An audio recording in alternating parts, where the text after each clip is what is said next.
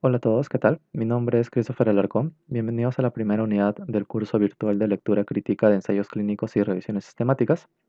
En esta unidad 1 vamos a revisar conceptos generales sobre la medicina basada en evidencias y la búsqueda sistemática de la literatura científica. Particularmente en este video vamos a poder centrarnos en la introducción a la medicina basada en evidencia, ver para qué es y cómo se usa. Así que comencemos. Esos son mis potenciales conflictos de interés, no tengo ninguna relación con la industria farmacéutica. Y bueno, en primer lugar hay que tomarnos un momento para reflexionar y ver que dentro del área de la salud tenemos que ser conscientes que el profesional de la salud está tomando decisiones de manera constante para el diagnóstico y para el manejo de sus pacientes. Estas decisiones que toma el profesional de la salud están enmarcadas dentro del acto de la salud, el cual cada vez se vuelve más complejo. ¿Complejo por qué? Porque para tomar decisiones es necesario tomar en cuenta diferentes variables o diferentes aristas. Estas pueden ser variables que involucran al paciente de manera particular o a la información de confianza que hay disponible al momento en que se toma la decisión, al mismo propio profesional de la salud que toma la decisión, al contexto en que uno se encuentra y entre otras cosas más. Entonces, además, para poder tomar estas decisiones, el profesional de la salud debe estar informado y mantener esa información adecuada y actualizada. Entonces, todo esto hace bastante más complejo el proceso de toma de decisiones en salud. De repente, volviendo un poco al proceso de aprendizaje, si nos preguntamos cómo aprendemos a tomar decisiones en salud, podemos identificar tres momentos en particular. En un primer momento, de repente, es cuando aprendemos las bases teóricas y biológicas de la salud y de la enfermedad, y con ello también sobre los medicamentos y fármacos y diferentes intervenciones que se pueden ofrecer al paciente. Aprendemos el cómo actúan los fármacos, cómo actúan los medicamentos desde un punto de vista biológico o molecular, y en teoría su efectividad en los pacientes. Luego de esto, vamos a la parte clínica, la parte más que tengamos más contacto con los pacientes. Y acá podemos ver que la mayoría de veces aprendemos por transferencia de conocimientos, que hay desde los docentes hacia los alumnos. Sin embargo, en algunas ocasiones es probable que el conocimiento sobre la efectividad de tratamientos solamente esté basado en la experiencia profesional del docente y no necesariamente en la evidencia científica.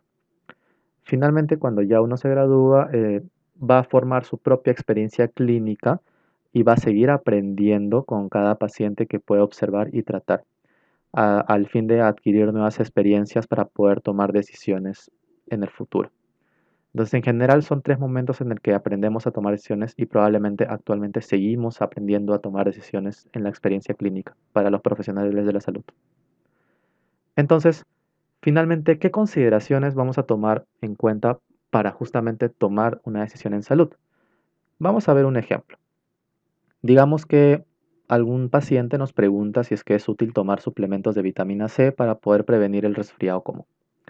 Tal vez no tengamos una respuesta firme al momento y necesitamos algo de evidencia o información en general para poder responder a esa pregunta de la manera más adecuada, porque ese es el objetivo, responder de la manera más adecuada a las preguntas que tengamos o a los problemas que tengamos.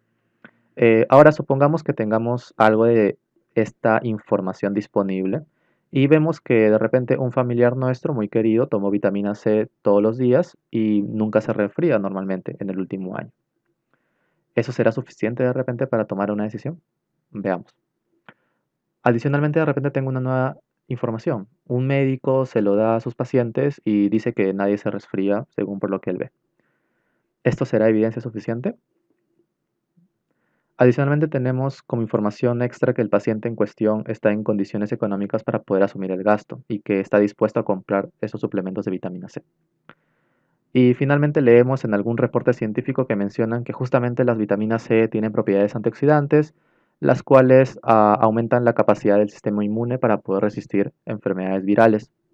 Con toda esta información, ¿será suficiente para poder estar seguros que efectivamente el consumo de vitamina C es en realidad beneficioso y sin tener muchos efectos adversos a mi paciente? Inicialmente podemos pensar que sí, pero en realidad tal vez no sea así. ¿Por qué no? Pues muchas veces este tipo de afirmaciones, como les he mencionado, en la diapositiva anterior, en un principio pueden sonar convincentes o pueden tener algún sentido. Sin embargo, esto no siempre va a ser así. Usando solamente esos argumentos por sí solos, no es suficiente para poder demostrar la efectividad o no de alguna intervención, sobre todo en el área de la salud.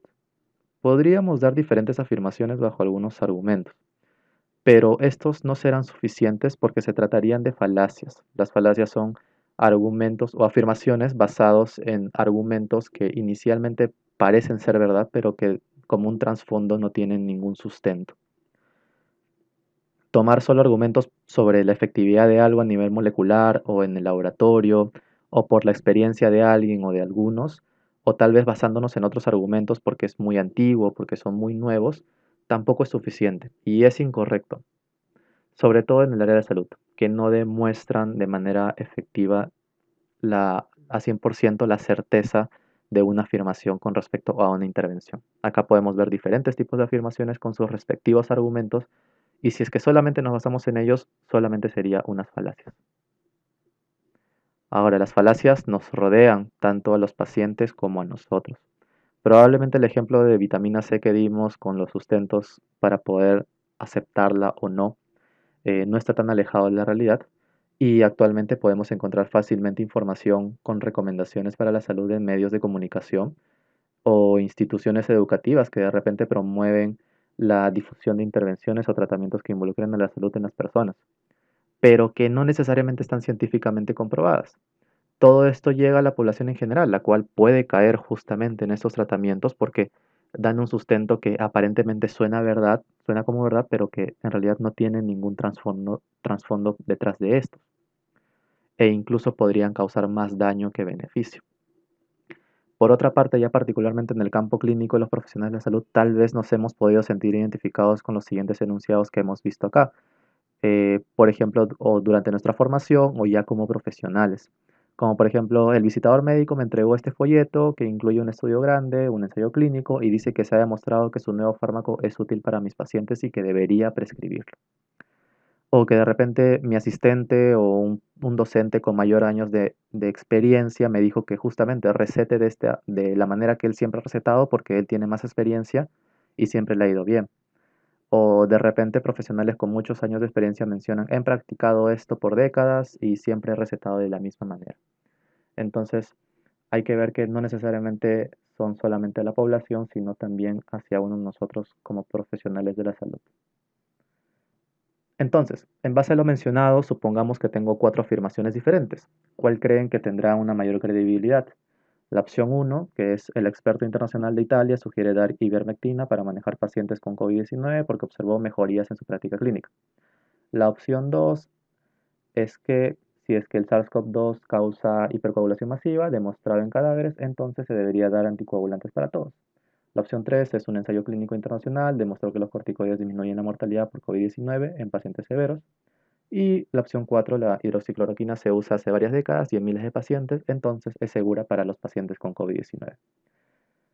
Pongan pausa al video, de repente podrían responder.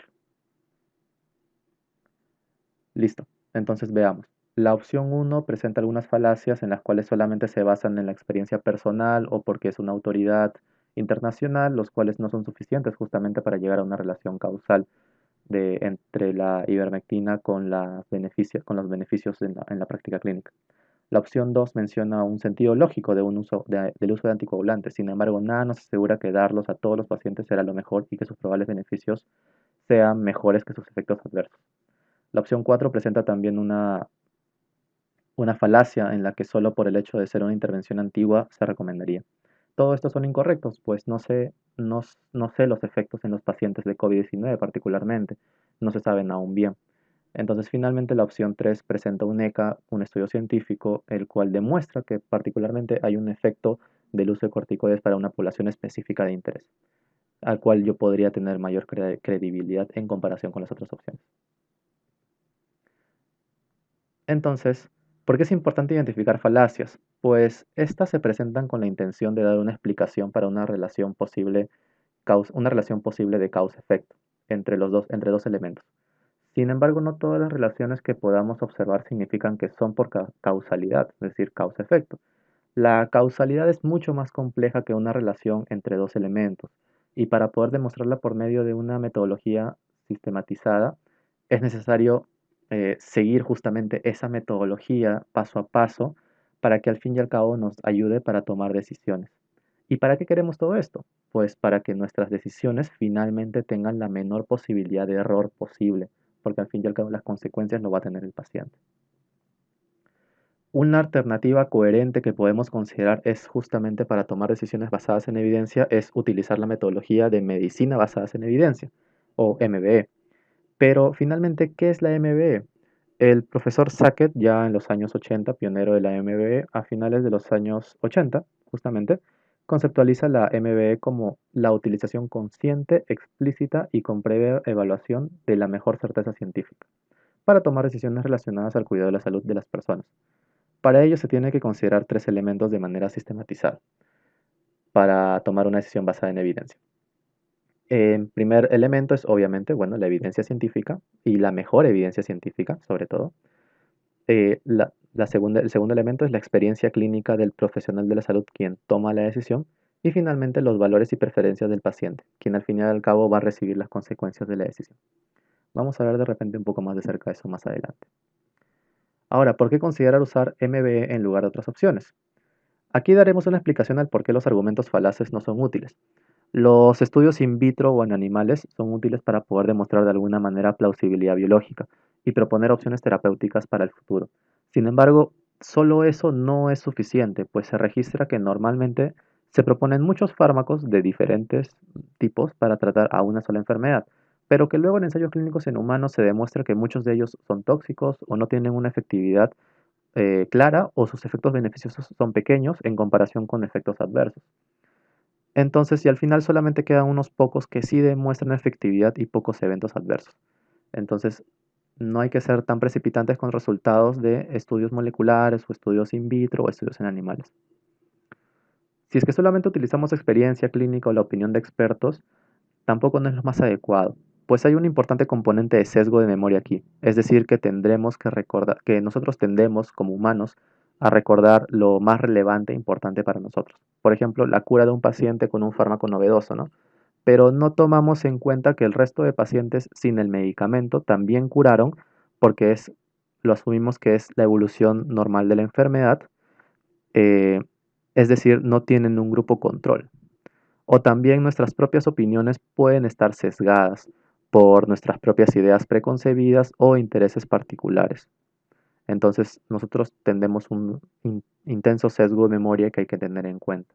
Y solamente usar la experiencia clínica o la opinión de expertos no sería suficiente para tomar decisiones. Ahora, ¿qué pasa si es que quiero solamente basarme en lo publicado en los artículos científicos? Pues tampoco sería lo correcto. Pues en primer lugar, no todos los diseños de estudios son los mejores para poder evaluar una intervención en salud y posteriormente verán que la mejor forma de hacerlo es con un ensayo clínico y una revisión sistemática y que a pesar de ello no existen los ensayos clínicos y revisiones sistemáticas perfectos, sin sesgos o limitaciones.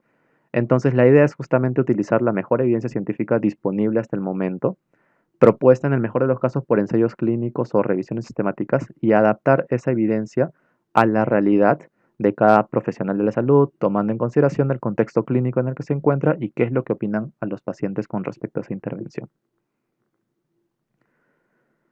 Es así que la medicina basada en evidencia trata de limitar en lo posible estos sesgos que acabo de mencionar o limitaciones que se tienen en cuenta cuando se tiene el proceso de tomar una decisión en salud.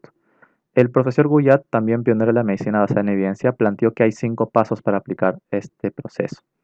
Todo nace a partir de un problema en el paciente y que debemos resolver. En primer paso incluye plantear una pregunta clínica transformando el problema del paciente en una pregunta clínica, siguiendo una metodología que se llama PICO. Luego de ello es buscar la mejor evidencia científica disponible que responda a esa pregunta clínica que hemos planteado. El tercer paso implica valorar la evidencia que hemos encontrado y es decir, en un primer momento leerlo, interpretarlo, sus resultados y considerar sus limitaciones mediante la lectura crítica. Y además valorar la evidencia como un todo que hemos encontrado y clasificarla según su certeza o calidad de evidencia. Esto normalmente se tiene que hacer bajo una metodología, en este caso una buena opción podría ser el GRADE, por la sistematización y transparencia de su proceso. El cuarto paso es aplicar la evidencia científica hacia mi paciente. Es decir, que luego que hemos encontrado y entendido la evidencia que responde a nuestra pregunta, debemos considerar también otros elementos más para poder contextualizar la evidencia en la realidad del paciente. Estos podrían ser balance de riesgo-beneficio, costos, aplicabilidad, entre otros. Al final el objetivo de este paso es hacer y tomar la decisión hacia el problema. Y finalmente es evaluar. ¿Evaluar qué? El proceso que he tomado para tomar la decisión y evaluar las consecuencias de mi decisión en mi paciente mediante un seguimiento a este. Vamos a detallar de repente los 5 pasos para aplicar medicina basada en evidencia con un ejemplo. Primero hay que plantear la pregunta en formato pico, como veremos más adelante. Supongamos que nuestra pregunta es en pacientes con diabetes mellitus, deberíamos indicar que tome el fármaco X para poder responder a esta pregunta. Pasamos al siguiente punto, en el cual necesitamos hacer una búsqueda de evidencia, ¿no? Entonces, busqué la evidencia y encontramos que los estudios que responden a mi pregunta de investigación y encontramos 30 estudios que son resumidos en una revisión sistemática. Luego, el siguiente paso es valorar, leer críticamente y valorar la calidad de los estudios. Y vemos y tomamos la conclusión de esta evidencia que el potencial beneficio es muy pequeño de este fármaco X y existen efectos adversos considerables, teniendo en consideración que los estudios tuvieron en general una mala calidad de la evidencia. El siguiente paso es aplicar la evidencia a mis pacientes, ¿no? Considerar la evidencia junto con otros factores, como los que mencioné antes, para poder decidir. Se conversa con el paciente y bueno, se decide que no es prudente, al menos en el momento, indicarle dicho tratamiento. Luego finalmente se evaluar, que implica reevaluar al paciente y manejar el manejo acorde, ¿no? En el seguimiento se reevalúa la necesidad si es que es utilizar el fármaco X ya en el futuro, ¿no? Todo suena bonito, pero al fin y al cabo es bastante teórico, pero en la práctica probablemente podría ser diferente. Y va a ser muy complejo y difícil aplicarlo en la mayoría de nuestras decisiones clínicas, la medicina basada en evidencia. La MBE tiene muchas limitaciones, como por ejemplo que para aplicarla correctamente involucra tener mucho tiempo, cosa que los profesionales de salud no tenemos muchas veces, y además se requiere un conjunto de competencias adicionales a la formación formal que nosotros recibimos normalmente en el pregrado y en el posgrado. Además, algunas veces la evidencia puede estar influenciada por la industria farmacéutica o por otros intereses particulares, y que actualmente estamos sobresaturados de información y muchas veces no sabemos eh, a pesar de eso, mucha de esa información no está con un correcto nivel de calidad y que e incluso a pesar de eso hay mucha falta de evidencia para grupos específicos de pacientes como adultos mayores, niños o con múltiples comorbilidades. Y además falta todavía evidencia a nivel local, a nivel Perú, a nivel Lima, a nivel provincias. Entonces es muy difícil aplicarlo en un contexto local. Adicionalmente que hay barreras contextuales de la aplicación, ¿no? Es complicado hacerle entender a los pacientes todo el proceso para poder tomar una decisión en salud y que él participe dentro de ese proceso. Sin embargo, a pesar de todo esto, la idea es poder confluir eh, todo en conjunto, todos estos elementos disponibles para poder tomar y aplicar la medicina basada en evidencia para poder tomar las decisiones de la mejor manera posible. Tenemos que considerar que la medicina basada en evidencia no nos obliga a tomar decisiones solamente en evidencia, ni tampoco debería ser un libro de cocina estandarizado que nos dice cómo tratar a todos los pacientes por igual.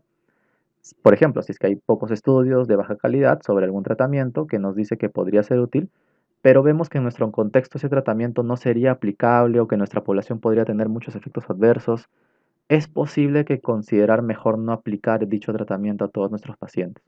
Es decir, la evidencia debe ser complementada con otros factores o elementos para poder tomar una decisión, pero de manera juiciosa. Adicionalmente, nosotros recomendamos este mini curso de Cochrane Training, que lo pueden encontrar en el link en la parte de arriba, que es bastante corto, es bastante sencillo, pero es muy interesante con respecto a cómo se usa la medicina basada en evidencia y cuál es su aplicabilidad de manera general.